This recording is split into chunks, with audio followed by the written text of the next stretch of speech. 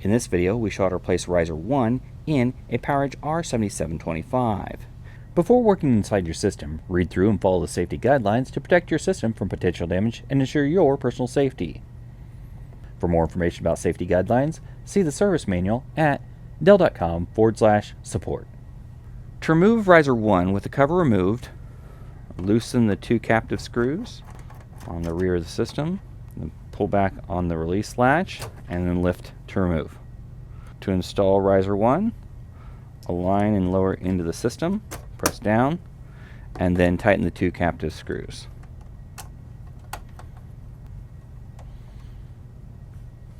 For more information or assistance about the PowerEdge R7725, visit dell.com/support.